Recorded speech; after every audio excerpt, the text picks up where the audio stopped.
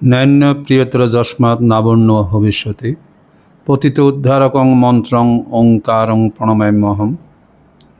যাহার অপেক্ষা প্রিয়তর কেউ নাই, যাহার অপেক্ষা প্রিয়তর কেউ ছিল না, যাহার অপেক্ষা প্রিয়তর কেউ হবে না, সেই সমগ্র বিশ্ব ব্রহ্মাণ্ডের যিনি স্রষ্টা, সে পরম দয়াল পরম প্রভু করুণা করে শ্রীনামের মধ্য দিয়ে আত্মপ্রকাশ করেছেন।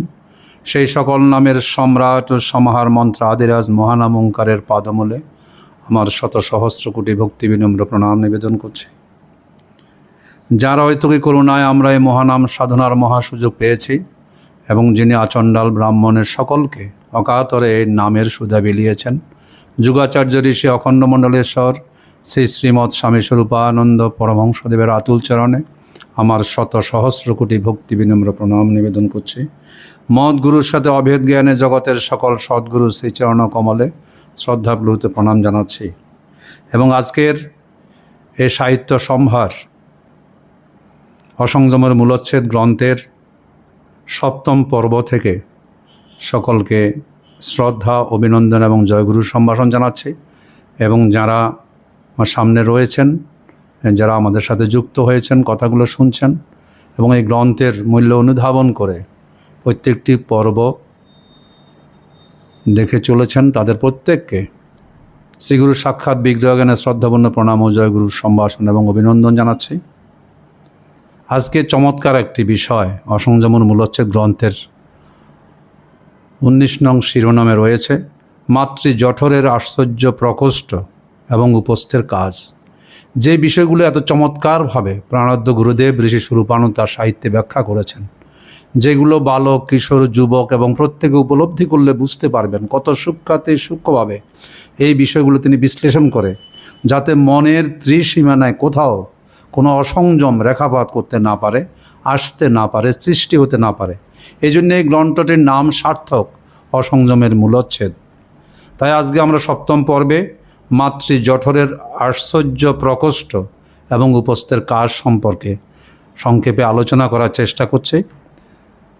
উপস্থের অনেকগুলি নাম আছে, যথা জনেন্দ্রিয়, জননাঙ্গ, পুরুষাঙ্গ, পুমঙ্গ, শিষ্ণ, মেড্র এবং লিঙ্গ প্রভৃতি। এর মধ্যে জনেন্দ্রিয় বলতে বোঝায় অন্ডকোষ, শুক্রস্থলী, মূত্রস্থলী, কামগ্রন্থি, যাকে বলা হয় প্রোস্টেট গ্ল্যান্ড প্রভৃতি অনেকগুলি যন্ত্রকে একসঙ্গে জনেন্দ্রিয় বলতে বোঝায়। বাকি নামগুলি দ্বারা শুধু সেই অঙ্গটুকুকে বোঝায় যার সাহায্যে মূত্র শরীরের অভ্যন্তর থেকে বহির্গত হয়।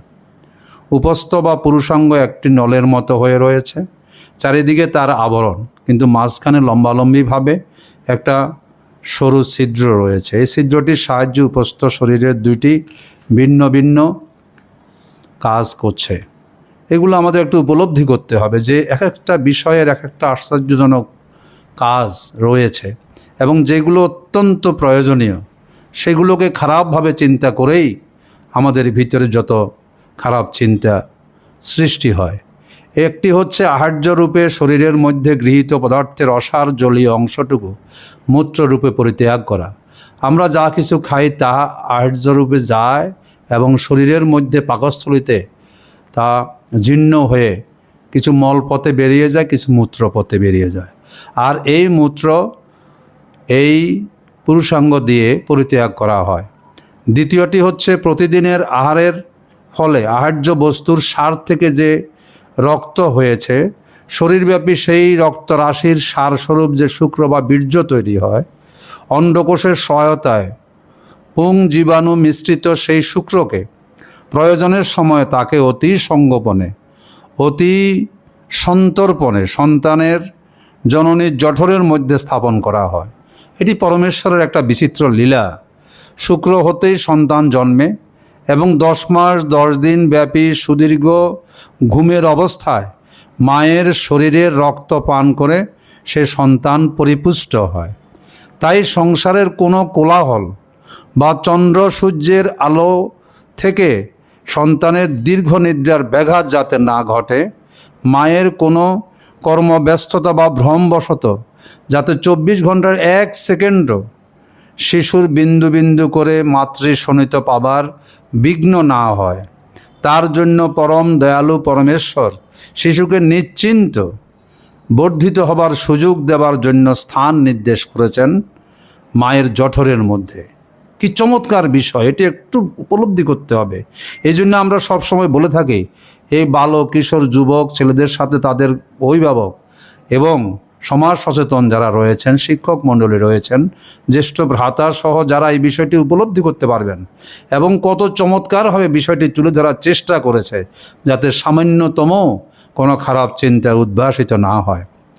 কি চমৎকারভাবে বলেছেন যে কেমন নিরাপদ জায়গায় ভেবে দেখো দেখি, মাতৃজঠরের যে স্থানে শুক্রবিন্দু রাখার ব্যবস্থা ভগবান করেছেন, কেমন নিরাপদ জায়গা মাতৃজঠরের মধ্যে। তার ঘুম যেন অকালে না ভাঙে, মায়ের রক্তস্রোতের সাথে তার যোগ যেন এক নিমিষের জন্য বিভ্রষ্ট না হয়, তার জন্য ভগবান এমন সুন্দর জায়গাটি বেছে নিয়েছেন। এর চেয়ে উৎকৃষ্ট স্থান আর কি হতে পারে। মায়ের জঠর ছাড়া যেখানে সন্তানটিকে রাখো না কেন, সর্বদা শোণিত পানের দ্বারা বাধা ঘটতই, কোলাহলে বা প্রদীপ বা সূর্যের আলোকে ঘুম অকালে ভাঙতই, তারপরে হয়তো রৌদ্রের তাপে শীতের প্রকোপে তার মৃত্যু হতে পারত। যিনি এমন নিরাপদ, এমন নিঃশব্দ আলোকহীন, অথচ শীত গ্রীষ্ম সকল ঋতুতে সমান উষ্ণ এমন একটি প্রকোষ্ঠে মায়ের জঠরের ভিতরে সৃষ্টি করে রেখেছেন, সে ভগবান কত বড় অদ্ভুত প্রতিভাশালী আশ্চর্য বুদ্ধিমান ব্যক্তিটি একবার ভেবে দেখো দেখি। এগুলো যদি আমরা ভাবতে চেষ্টা করি তাহলে বুঝবো কি চমৎকার ভগবানের লীলা, কত সন্তর্পণে তিনি এই শুক্রকে মায়ের জঠরের মধ্যে রাখার ব্যবস্থা করেছেন, যা দিয়ে আমার জন্ম হবে। শুক্ররূপী সন্তানকে এই আশ্চর্য প্রকোষ্ঠে প্রবিষ্ট করাবার জন্য উপস্থ একটি নল মাত্র, আর কিছুই নয়।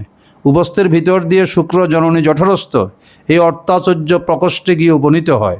এইটুকুই উপস্থের দ্বিতীয় কাজ। এই কাজটুকু মধ্যে অপবিত্রতার কিছুই নেই, অন্যায় কিছু নেই। তবু লোকে উপস্থ সম্পর্কে মনে মনে খারাপ চিন্তা করে বলে, অপব্যবহার করে বলে, উপস্থের কথা মনে করতেই এত পাপ চিন্তা তার মনে চলে আসে। সাই বাবামণি বলেছেন, উপস্থের কথা মনে করতে এত পাপ চিন্তা কেন তোমার মনে আসে বলতে পারো? কারণ এর একটা সুনির্দিষ্ট কাজ রয়েছে। এই জন্য আমরা পরবর্তী পর্বে উপস্থের অপব্যবহার সম্পর্কে জানব। যদি আমরা এখন বুঝার চেষ্টা করি যে মায়ের জঠরে কি নিরাপদ স্থানে আমার জন্মগ্রহণের ব্যবস্থাটি ভগবান দয়া করে রেখেছেন, সেই প্রক্রিয়া হিসাবে একটা ব্যবস্থা এভাবে করে রেখেছেন যে উপস্থের মধ্য দিয়ে সেই শুক্রবিন্দু গিয়ে মায়ের জঠরে সেই গুপ্ত স্থানটির মধ্যে গিয়ে প্রবিষ্ট হয়। এতে লজ্জার কিছু নেই। এই বিষয়টি চিন্তার বিষয়, ভাবার বিষয়, যাতে চিন্তা চেতনা ভাবনার মধ্যে কোনো কলুষ কালিমা রেখাপাত না করে, তাই তিনি এই বিষয়গুলো অতি সন্তর্পণে আলোচনায় এনেছেন অসংযমের মূলচ্ছেদ গ্রন্থে। তাই আমি বিশ্বাস করি যে এই পর্বে আমরা মাতৃ জঠরের যে আশ্চর্য প্রকোষ্ঠে যে গিয়ে শুক্রবিন্দু পড়ার জন্য যে উপস্থের দ্বিতীয় কাজ, একটি কাজ হচ্ছে মূত্রপথে, যে আমাদের শরীরের মধ্যে দুইটি জিনিস, একটি মলপথে বেরিয়ে যায়, একটি মূত্রপথে বেরিয়ে যায়। সে মূত্রপথে বেরিয়ে যাওয়ার জন্য উপস্থের প্রথম কাজ। দ্বিতীয় কাজটি হচ্ছে সন্তর্পণের শুক্রবিন্দুকে যে মাতৃ জঠরে স্থাপন করা, যার কারণে আমার জন্ম হয়। সুতরাং আমি যদি এই জন্ম রহস্য জানি বা বুঝি, তাহলে চিন্তা চেতনা ভাবনার মধ্যে বিন্দু বিসর্গ কোনো কলুষ কালিমা আসার সুযোগ নেই। তাই আমরা ছোট্ট ছোট্ট করে একটি পর্বে এটুকু উপস্থাপন করার চেষ্টা করছি। অসংযমের মূলচ্ছেদ গ্রন্থের আজকের এই সপ্তম পর্ব এখানে শেষ করতে যাচ্ছি এবং এই বিষয়টি আমরা অনুধাবন করব, আমরা বুঝব, আমরা চিন্তা করব, আমরা ভাবব। তাইলে কোনো অসংযম আর চিন্তা চেতনা ভাবনাও কারো মনে সৃষ্টি হবে না। সকলের কাছ থেকে এটুকু প্রত্যাশা করি, গভীরভাবে আমরা যেন বালক কিশোর যুবকদেরকে এগুলো বুঝাতে পারি, তারাও যেন সেগুলো বোঝার জন্য উদ্গ্রীব হয়। তাইলে তাদেরকে আর অসংযমের বিষয়ে আমাদের চিন্তা করতে হবে না, তার মূল শুদ্ধ উচ্ছেদ হয়ে যাবে এবং সেখানে অসংযম সৃষ্টি হবে না। এই বলেই আজকে আমরা এই পর্ব শেষ করছি এবং সকলকে আবার অভিনন্দন এবং জয়গুরু সম্ভাষণ জানাচ্ছি। হরি ওম।